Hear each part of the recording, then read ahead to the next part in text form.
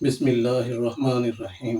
बिस्मिल्लाह तवक्कलतु अल्लाह ला हौला वला कुव्वत इल्ला बिल्लाहिल अलिय्यिल अज़ीम। डियर स्टूडेंट्स, अस्सलाम वालेकुम।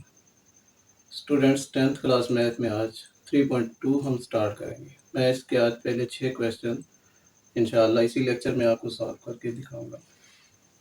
ये क्वेश्चन रेशियो एंड प्रोपोर्शन, इसके बारे में डायरेक्ट प्रोपोर्शन, इनवर्स प्रोपोर्शन, यही चीज़ें हम सीख रहे हैं।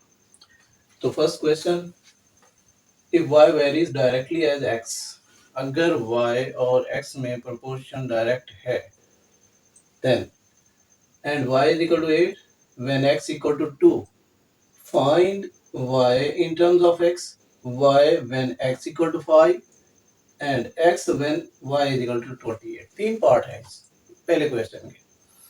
सबसे पहली चीज, जो चीज हमें उसने दी है, y varies directly as x, y is directly proportional to x, ये गिवन है, ये उसने हमें पहले बता दिया। अब आप प्रोपोर्शनैलिटी साइन खत्म करेंगे तो इक्वल साइन एंड एक कांस्टेंट लगाएंगे। ये के एक कांस्टेंट है, y is equal to K x, मैंने इसे इक्वेशन 1 का नाम दे दिया। अब ये जो फाइंड दिया हुआ है, फाइंड से पहले का डाटा हमें के फाइंड करने के लिए दिया होता है, ये कांस्टेंट हम इससे फाइंड करेंगे। तो मैंने वैल्यूज पुट कर दी, y की वैल्यू 8, x की वैल्यू 2, 8, x की वैल्यू 2। एक चीज का आपने ख्याल रखना है कि जब आप वैल्यू पुट करते हैं तो ब्रैकेट में वैल्यू पुट करें। यहाँ लिखा हुआ है के एक्स, अगर मैं x की वैल्यू 2 पुट कर दूं तो ये तो ऐसे बन जाएगा k एंड 2, और अगर k की वैल्यू हमारे पास पहले से है, लेट कर लें 1 है, तो फिर वो 12, जबकि ये 1 मल्टीप्लाई 2 होना चाहिए, 2 बनता है। तो आप इन चीज़ों का ख्याल रखेंगे, ब्रैकेट में वैल्यू पुट कर दिया करें। अब मैंने ब्रैकेट में वैल्यू पुट की, उसके बाद फिर मल्टीप्लाई शो किया। आप डायरेक्ट भी ऐसा कर सकते हैं, यानी 2 इधर मल्टीप्लाई हो रहा है, इस साइड पर आकर डिवाइड होगा, यहाँ से कैंसल, यहाँ भी कैंसल, 4 आ गया। ये k की वैल्यू हमारे पास आ गई, k इज इक्वल टू 4। मैंने दोबारा से इसे पार्ट 1 लिखा। अब मैं डाटा लिखने लगा। k की वैल्यू जो यहाँ फाइंड की, ये इसके तीनों पार्ट्स में यही चलेगी। हमने फाइंड करना है y, ये पहला पार्ट है कि y फाइंड करें। यहाँ लिखा हुआ है फाइंड, ये फाइंड इन तीनों पार्ट्स के साथ है, find y in terms of x, यानी y की ऐसी वैल्यू मालूम करें जिसमें x आ रहा हो। तो सबसे पहली इक्वेशन, जिसे मैंने इक्वेशन 1 का नाम दिया, यही सब में चलेगी। तो मैंने लिख दिया y is equal to K x, values put करें। k की वैल्यू 4 हम फाइंड कर चुके, x की कोई नई वैल्यू नहीं दी हुई, x की शक्ल में ही हमने y का आंसर फाइंड करना है, तो यही आ गया ना, y is equal to 4x, ये आपका फर्स्ट आंसर। अब इसके बाद second, find y, just y लिखा हुआ है, y when x equal to 5, it mean कि फाइंड y। अब आपने y फाइंड करना है जब x 5 हो, तो k की वही वैल्यू हम पुट करेंगे, k इज इक्वल 4 और y क्वेश्चन मार्क, हमने फाइंड करना है x इक्वल टू 5। अब यही डाटा फिर इक्वेशन 1 में, ये इक्वेशन 1 मैंने रिपीट की, y is equal to K x, तो आपने y फाइंड करना है, एज इट रहेगा y, k की वैल्यू 4 ब्रैकेट में और x की वैल्यू 5। अब यहाँ से फिर सीखें, k की वैल्यू 4 है, के एक्स लिखा हुआ है, तो क्या मैं ऐसे पुट कर दूं, 5 की वैल्यू और x की वैल्यू 5 है, k की वैल्यू 4 है, तो ये तो 45 बनेगा। जबकि इनको ब्रैकेट में लिखेंगे तो ये मल्टीप्लाई होंगे और 20 बनेगा, और हमें ब्रैकेट में लिखना है या फिर मल्टीप्लाई करके लिखें। मैंने ब्रैकेट्स में लिख के इन्हें मल्टीप्लाई कर दिया, y इक्वल टू 20, ये y की वैल्यू आ गई। अब थर्ड पार्ट, फिर मैंने k की वैल्यू वही 4 लिखी जो स्टार्ट में हमने फाइंड की थी, ये सब में कॉमन चलेगी। अब क्वेश्चन उसका क्या बनेगा, find x, third part, find x when y is equal to 28, तो k as it, x question mark, y की वैल्यू 28।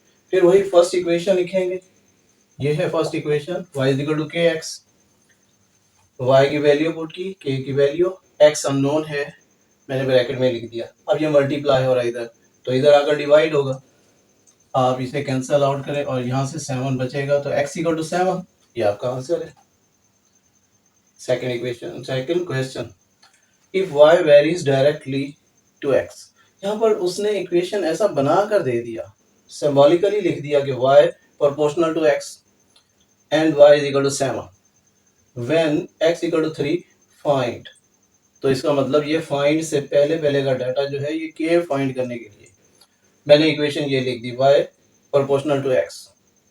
ये चीज़ हमें गिवन है। अब आप इस प्रोपोर्शनैलिटी साइन को ख़त्म करेंगे तो इक्वल और एक constant y is equal to K X, बिल्कुल सिमिलर वही चीज़ आ गई। फर्स्ट इक्वेशन लिख दी। अब यही फर्स्ट इक्वेशन जो जो चीज़ हमने फाइंड करनी होगी हम यूज़ करते जाएंगे।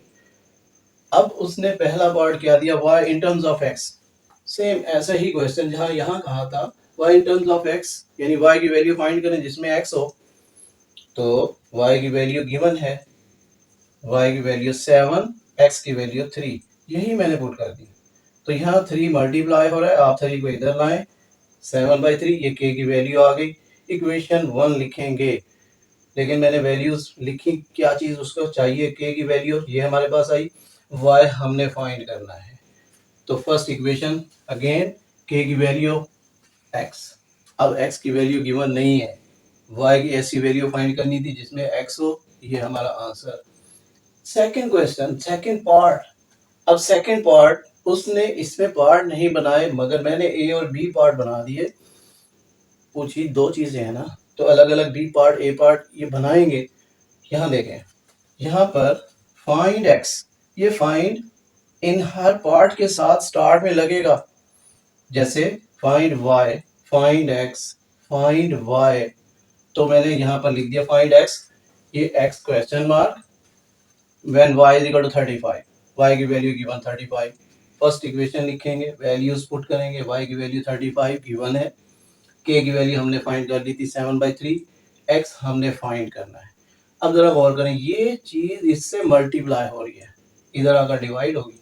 मैंने डिवाइड लिख दिया 35 डिवाइडेड बाय 7/3, और जब आप इसे मल्टीप्लाई करेंगे तो ये उलट जाएगी, 7 नीचे और ये, और डायरेक्ट आप कैलकुलेटर से करेंगे तो 15 आपका आंसर होगा।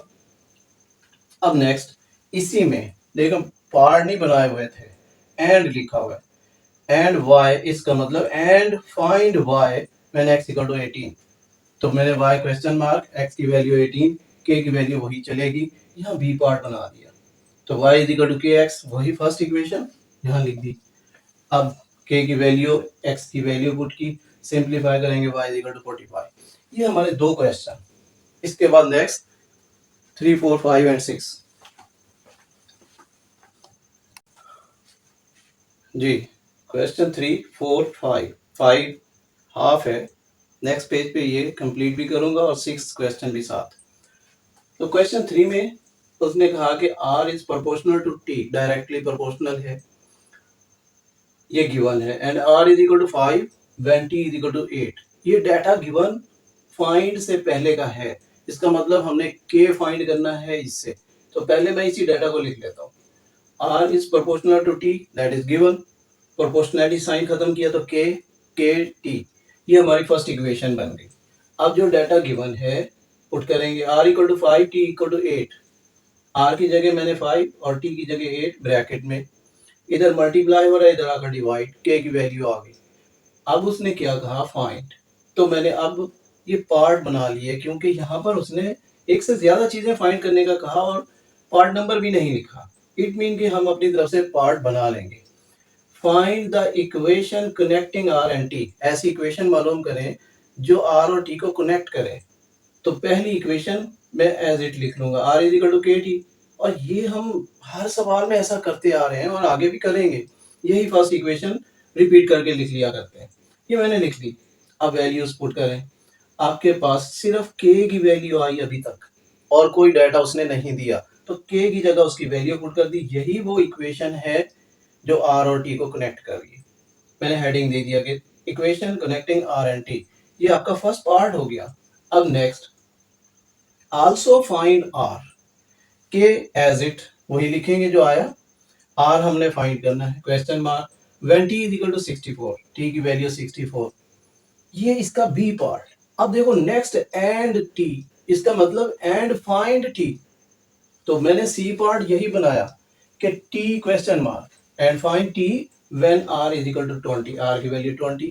सो इसे बाद में डिस्कस करते हैं, पहले ये k की वैल्यू, r फाइंड करना है, t 64, वही फर्स्ट इक्वेशन यहाँ लिखेंगे, r is equal to k T, ये मैंने फर्स्ट इक्वेशन लिख दी। वैल्यूज दर्ज करें, k की वैल्यू आपको गिवन है 5/8 ये, और t की वैल्यू 64, मैंने वैल्यूज पुट की, सिंप्लीफाई करेंगे तो 40, r इज इक्वल टू 40 ये आ गया। और c, अब t फाइंड करना है, यहाँ लिखा हुआ है कि फाइंड t, एंड t का मतलब find t when r is equal to 20, ये डाटा लिखा हुआ है, वही फर्स्ट इक्वेशन, उसमें वैल्यूज पुट की, r की वैल्यू 20 है, k की वैल्यू 5/8, t अननोन, ये रकम इससे मल्टीप्लाई हो रही है, इधर आकर डिवाइड, डायरेक्ट आप कैलकुलेटर से लिखेंगे, आपको सिंप्लीफाई करने के बाद यही आंसर मिलेगा 32।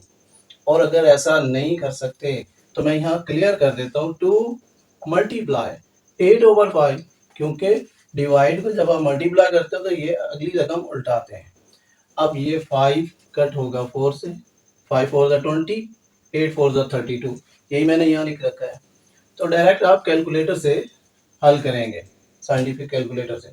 अब next question 4, if r is directly proportional to t square and r equal to 8 when t is equal to 3, ये डाटा फाइंड से पहले का, इसका मतलब k फाइंड करेंगे इससे। तो ये जो रिलेशन गिवन है मैं यहाँ लिख दिया, r is proportional to t square given, proportionality sign खत्म करेंगे तो k आ जाएगा, r equal to k t square, first equation, values दर्ज करें। आपके पास r की वैल्यू 8 है, मैंने r की जगह 8, t की वैल्यू 3 है, तो 3 का स्क्वायर, क्योंकि यहाँ t का स्क्वायर है, k एज इट, ब्रैकेट में वैल्यू पुट की, 3 का स्क्वायर 9, k मल्टीप्लाई 9, अब यहाँ मल्टीप्लाई हो रहा है, इधर आकर डिवाइड, ये k की वैल्यू आ गई। अब नेक्स्ट वैल्यूज, फाइंड r, आपने r मालूम करना है, मैंने r क्वेश्चन मार्क लिख दिया, when t is equal to 6, t की वैल्यू 6, तो ये डाटा लिखने के बाद वही फर्स्ट इक्वेशन रिपीट की, r equal to k t square, values दर्ज करेंगे, k की जगह 8/9, t की वैल्यू पुट की, उसका स्क्वायर, 6 का स्क्वायर 36, इसे कट करेंगे, 9 4 36, आप डायरेक्ट कैलकुलेटर से लिखेंगे तो आपको ये आंसर मिलेगा। वैसे 8 4 32 ये मैंने लिख दिया, तो 32 is your answer. Next question 5, थोड़ा सा इंपॉर्टेंट, थोड़ा सा चेंज, क्यूब आ गया, क्लियर करूंगा आपको ऐसा ये क्वेश्चन, if v is proportional to r cube, directly proportional. अच्छा, डायरेक्टली एंड इनवर्सली में क्या निशानी होगी? इनवर्सली में आपको बटे में रकम दे दी जाएगी, एक रकम बटे में तो दूसरी बगैर बटे के, और डायरेक्टली में दोनों सेम है, मतलब कोई बटे में नहीं है।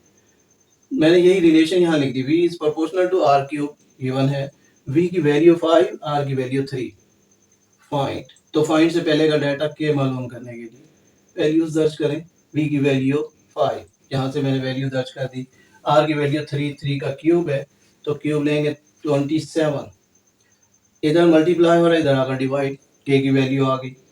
अब उसने क्या कहा, find r when v is equal 625, तो v की वैल्यू पुट करेंगे, ये पहले इक्वेशन लिखेंगे, उसमें वैल्यूज दर्ज करेंगे, r v की वैल्यू 625, k की value 5/27, r cube as it, r find करना है, इधर मल्टीप्लाई हो रही है, इधर आकर डिवाइड, 625 डिवाइडेड बाय 5/27।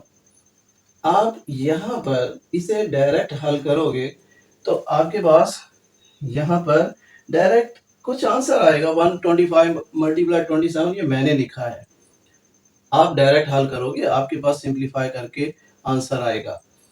अब r क्यूब है, इधर जो भी वैल्यू आएगी उसका थर्ड रूट लेंगे, मतलब r का थर्ड रूट लेंगे, इस वैल्यू का भी थर्ड रूट लेंगे, तो आपके पास आंसर आएगा।